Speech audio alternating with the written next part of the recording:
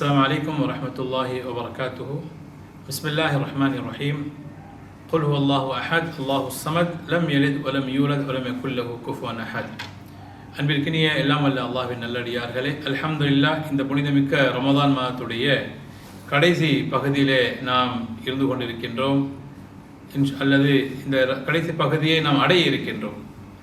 இந்த ரமதானுடைய மாதம் என்பது குர்ஆனோடு தொடர்புடைய மாதம். குர்ஆன் என்பது அந்த ரமதான் மாதத்திற்கு சிறப்பை ஏற்படுத்தியிருக்கின்றது. ரமதான் மூலம் குர்ஆனுக்கு சிறப்பு ஏற்படவில்லை என்பதையும் நாம் கவனத்தில் வைத்துக் கொள்ள வேண்டும்.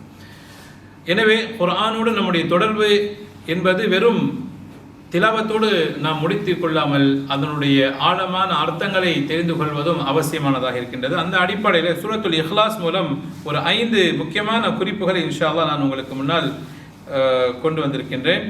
அல்லாஹ் சுப்ஹானஹு வ தஆலா இந்த சூரத்துல் இஹ்லாஸிலே கூறுகின்றான், குல் ஹுவல்லாஹு அஹத்.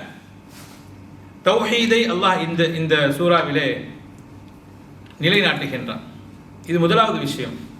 இந்த உலகத்தில் வணக்கத்திற்கு தகுதியான ஒரு இறைவன் என்றால் அவன் அல்லாஹ் மட்டும்தான். அல்லாஹ் மட்டும்தான், அல்லாஹ்வை தவிர வேறு யாருமே இல்லை.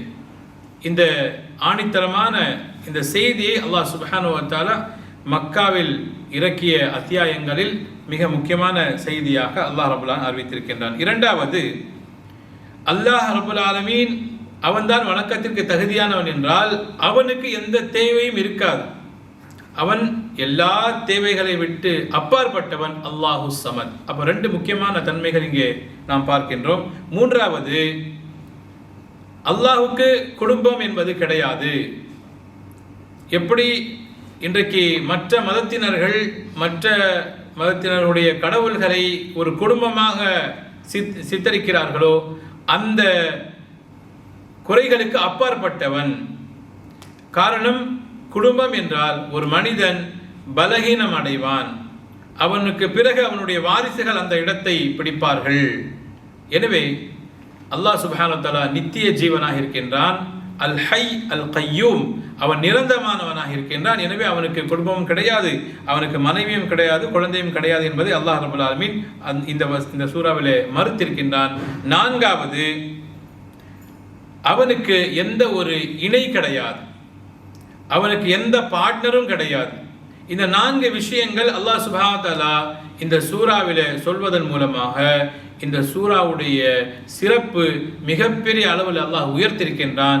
யார் இந்த சூறாவை 3 முறை ஓதுகிறார்களோ அவர்களுக்கு ஒரு குர்ஆன் முழுவதுமாக ஓதி முடித்த நன்மை அல்லாஹ் அவர்களுக்கு தருகிறான் என்றால், அப்போ இந்த சூறாவுடைய தாக்கத்தை, அதோடைய மகத்துவத்தை, அதோடைய மதிப்பை நாம் உணர்ந்து படிக்க வேண்டும்.